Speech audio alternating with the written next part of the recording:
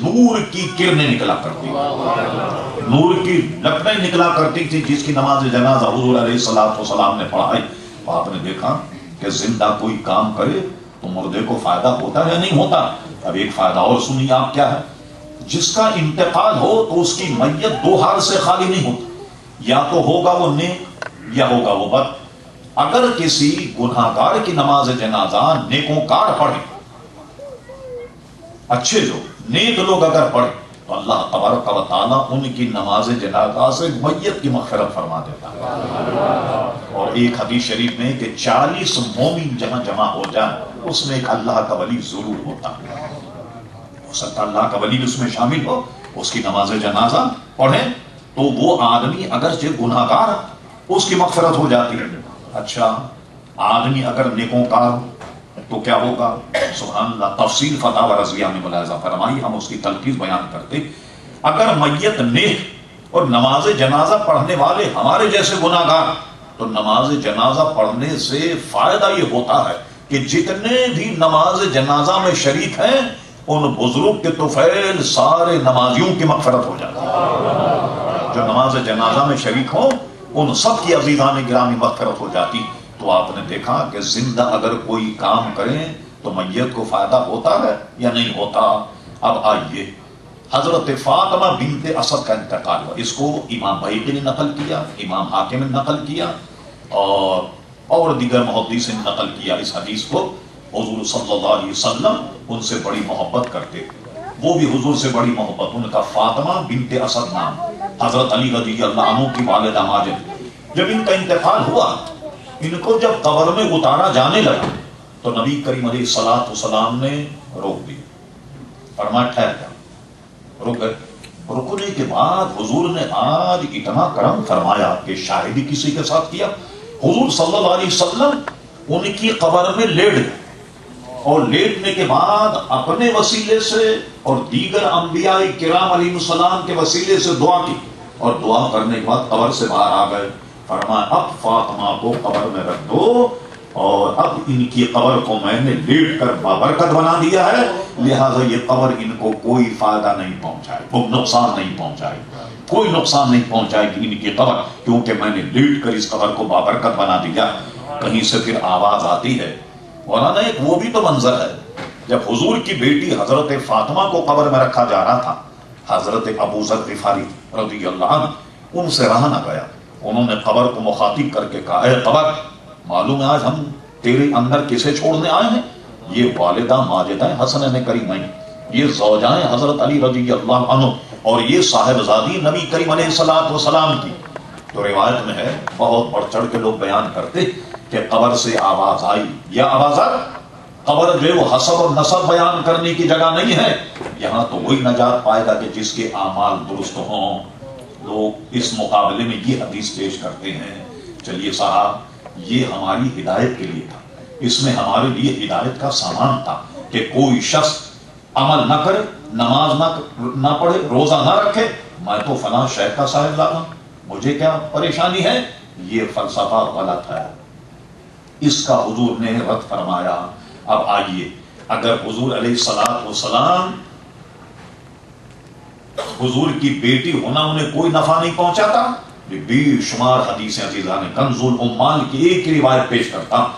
حضور صلی اللہ علیہ وسلم حضرت فاطمہ کے گھر تشریف لے گئے، ان کا چہرہ پیلاہٹ مائل تھا، حضور سے شکایت کی، یا رسول اللہ صلی اللہ علیہ وسلم 3 دن گزر گئے کہ میرے منہ میں کوئی لقمہ نہیں گیا۔ اللہ اکبر! حضور علیہ الصلوۃ والسلام نے فرمایا، بیٹی میں اللہ کا نبی اور میں نے 7 دن سے کچھ نہیں کھایا، اور اس کے بعد فرمایا، بیٹی کیا تم اس بات کو پسند نہیں کرتی کہ اللہ تبارک و تعالیٰ نے تم کو تو جنتی نوجوان عورتوں کا سردار بنا دیا؟ بتائیے کس کا قول ہے؟ یہ قول آپ کو کیوں نظر نہیں آیا؟ حضور فرماتے تمہیں تو جنتی عورتوں کا سردار بنا دیا گیا۔ اور ایک اور روایت میں حضور علیہ السلام فرماتے ہیں جب یہ پیدا ہوئی تو حضرت جبریل امی آئے اور انہوں نے کہا، رب کریم فرماتا ان کا نام فاطمہ رکھنا، فاطمہ کے معنی جنتی عورت کے۔ ان حدیثوں پہ کیوں آپ کی نظر نہیں گئی؟ وہاں نظر پہنچی آپ کی، پھر اس کے بعد آپ کی نظر پہنچی عبداللہ بن ابی، کو حضور علیہ الصلوۃ والسلام نماز جنازہ اس کی پڑھائی اور اپنا کرتا بھی دیا، اپنا کرتا دیا کہ اس کو پہنایا جائے اور پھر نماز جنازہ اس کی پڑھائی۔ حضرت فاروق اعظم کہہ رہے تھے یا رسول اللہ صلی اللہ علیہ وسلم یہ منافق بلکہ رئیس المنافق، آپ اس کی نماز جنازہ نہ پڑھائیں۔ حضور نے کیوں پڑھائی؟ اس وقت تک ان کی ممانعت میں کوئی آیت نازل نہیں ہوئی تھی، کوئی دلیل نہیں، حضور نماز جنازہ پڑھا دی، اپنا کرتا بھی دیا۔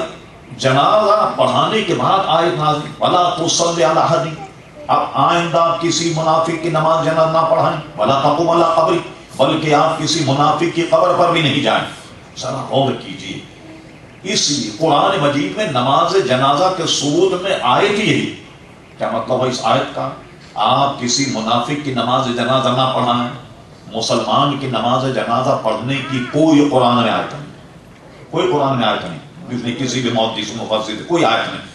نماز جنازہ مسلمان کی پڑھنے کی آیت یہی ہے، اسی سے نماز جنازہ ثابت ہے۔ کیا وَلَا تُصَلِّ عَلَىٰ، منافق کی نماز جنازہ نہیں پڑھائیں گے، اس کا مطلب ہوا کہ مومن کی پڑھائیں گے، ثابت ہوا نا، منافق کی نہیں پڑھائیں گے، مومن کی پڑھائیں گے۔ اب دوسرا مسئلہ بالکل اسی طرح سے مولانا نے فرمایا، اسی وزن پہ آپ اس کو دیکھ، جب نماز جنازہ کی کوئی آیت نہیں اور اسی آیت سے نماز جنازہ ثابت ہے کہ منافق کی نماز جنازہ نہ پڑھائیں تو مومن کی پڑھائی جائے گی۔ آگے کیا آ رہا؟ وَلَا تَقُمْ عَلَىٰ قَبْرِهِ، آپ منافق کی قبر پر بھی نہیں جائیں گے، معلوم ہوا کہ مومن کی قبر پر جائیں گے۔ پہلی والی آیت اس کی معلوم مددگار ہے، وَلَا تَقُمْ عَلَىٰ قَبْرِهِ، آپ کسی کی قبر پر نہیں جائیں گے منافق کی، معلوم ہوا کہ منافق کی قبر پر نہیں جائیں گے، مومن کی قبر پر جائیں گے۔ آج تو جناب لوگ قبرستان جانے کو بھی اعتراض کرتے ہیں، اور وہ یعنی قبرستان جانا اور وہاں کھڑا ہونا یا وہاں دعا کرنا یہ سب کا سب جناب ممنوع ٹھہرا۔ اللہ اکبر، وقت ہوا تو بعد میں عرض کریں گے۔ تو اب بتائیے، کہا یہ بتائیے کہ حضور کی نماز جنازہ نے منافق کو کیا فائدہ پہنچایا؟ واقعی کوئی فائدہ نہیں پہنچایا۔ اچھا حضور نے کرتا دیا، اس نے منافق کو کیا فائدہ پہنچایا؟ واقعی کوئی فائدہ نہیں پہنچایا۔ آپ ہماری نظر سے دیکھیں کیوں فائدہ نہیں پہنچا۔ رب کریم زبان حال یہ کہی کہ میرے حبیب جو تیرا مخالف ہوگا، اگرچہ تو اس کی نماز جنازہ بھی پڑھا، اگرچہ تو اس کو اپنا کرتا بھی دے، مگر تیرا مخالف ہے تو اس کے باوجود میں اس کی بخشی اس لیے نہیں کروں گا کہ وہ تیرا مخالف،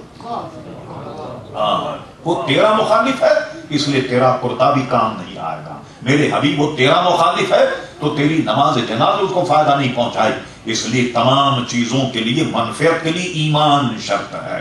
لیکن آپ اگر ڈیٹیل میں جائیں، تفسیر میں اور شرائع حدیث تو وہ دریا بہا دیتے۔ فرمایا ایک اس کا پرانا کوئی احسان تھا، ایک تو حضور نے وہ اتارا اسے کرتا دے کر، وہ اتارا، اور حضور کی اس اخلاق کریمانہ کو دیکھ کر عبداللہ بن ابی کی جماعت کے 200 آدمیوں نے اسلام قبول کر لیا۔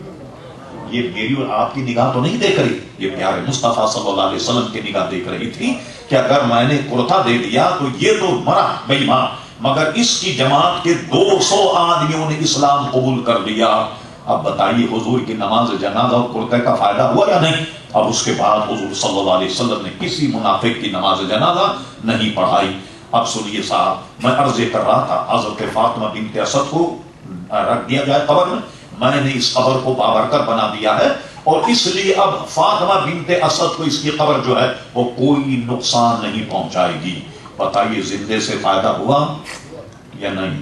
اچھا میت اگر نیک ہو تو اس سے فائدہ ہوا یا نہیں؟ اب آئیے صحت ستہ کے مشہور حدیث شریف دیکھیے، اب گناہگار سے گناہگار کیوں نہ، لیکن قبر کے اوپر کوئی نیکی کرے، کوئی کام کرے، اسے نفع ہوتا ہے۔